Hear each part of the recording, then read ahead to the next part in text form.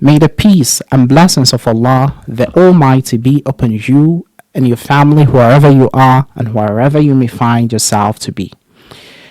There is a public uproar, brouhaha, and hubbub regarding Muslim students' religious rights within the various educational institutions. There is no doubt that the Article 21C of the 1992 Constitution has enshrined in it the freedom to practice any religion and to manifest such practice. This constitutional provision is applied to all individuals in Ghana so far as you are Ghanaian and you are in Ghana in all the 16 regions and at all times and in all situations. Anything contrary to this is indeed an insult to the principles upon which the Constitution was derived, and secondly to the Constitution itself. In 2012-2013 academic year, a Muslim day student was slapped by the headmistress of Obuasi Senior High Technical School. What was her crime, you may ask? All because she wore the Islamic headscarf to the entrance of the school. Not to the school's premises, to the entrance. It is imperative to note at this juncture that this school we are talking about is a public school, not a mission school. However, the leadership of the school are predominantly Christians, so they impose the Christian faith and creed upon the Muslims knowingly.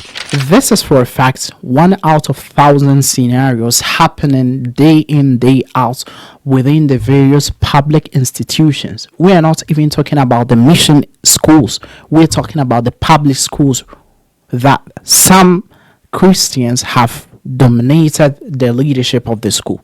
This is a fact, and it is known to each and every one who is watching me, if only they're going to be truthful to themselves. Ghana is a country which is governed by a well-structured constitution. This must be clearly stipulated. So anything that is seen to undermine the constitutional provisions must be stopped at all costs. If a school is built upon certain principles and tenets, whether being religious, cultural, educational, philosophical, and it is under government funds through taxpayers' money, it is fairly fine for that school to uphold to the values it defines itself with. This again explains that whether being a Christian mission schools or Muslim mission schools, they are allowed to protect their identity. However, without infringing upon the rights and the fundamental human rights of other students. The two can work hand in hand, but someone will ask, how are they going to uphold to their tenants without infringing upon the fundamental human rights of other students from other faiths? The answer is very simple. Mission schools should remain as such, but should also provide a peaceful environment for students from other faiths to practice their creed under certain guidelines that are not going to undermine the tenets of the school. The two can work hand in hand. So the same way I don't expect a Christian student in a Muslim mission school to be forced to observe the 5 daily prayers, fast in the holy month of Ramadan, and to wear the veil, do other Islamic stuffs, all in the name of protecting religious values. It's the same thing. I don't expect a Christian mission school to also compel Muslim students to go to church, eat communion, and also compel them to act as Christians. This is something which is absurd, and it is not acceptable by the sound and clear mind. The question here is very simple. Is a Muslim being allowed to observe the 5 daily prayers, fast in the holy month of Ramadan, a violation to the core tenets of the Anglican, Presbyterian, Methodist, Deeper Life, and these missionaries? If this is the argument, then I'm pretty certain that we are sitting on a timing bomb which unequivocally is going to explode at any point in time. Today we are talking about public schools. Tomorrow will be the communities. towns, cities, villages where Muslims and Christians live side by side. And if this happens, then it is going to create an unnecessary tension within the country. And the government is the one who is supposed to curb this foreseen misfortune before it gets out of hand.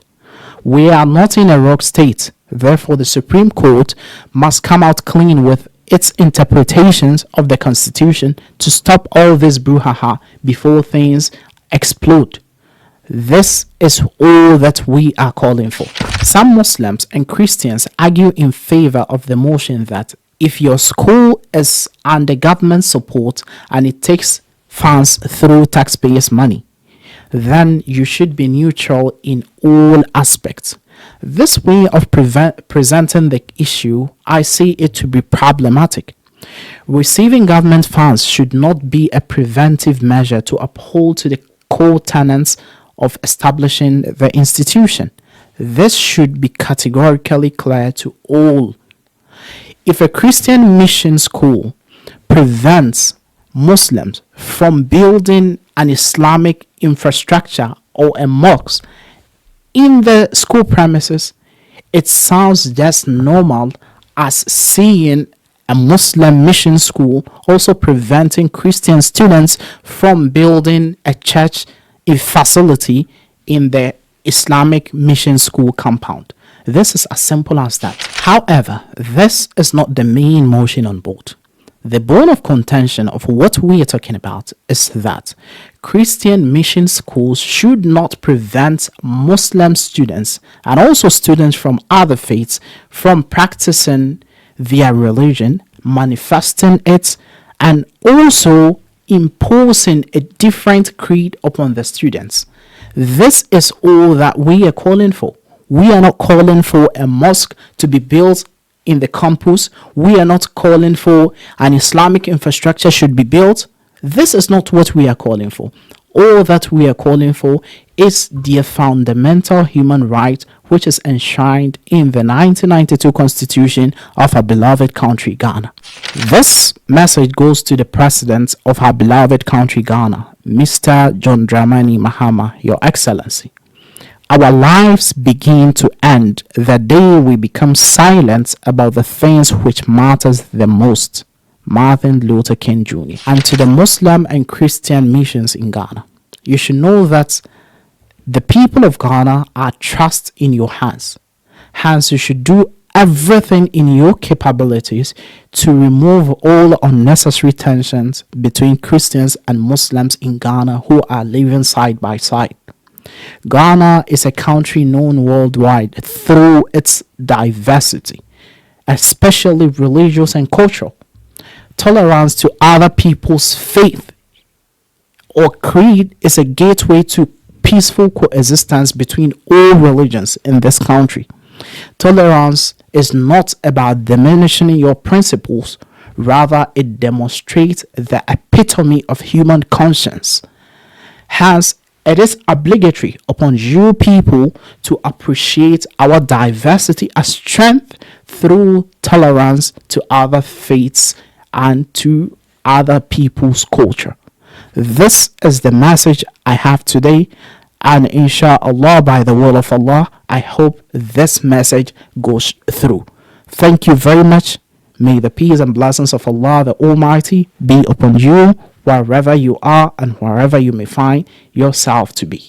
Bye bye. اللهم صل على محمد وآل محمد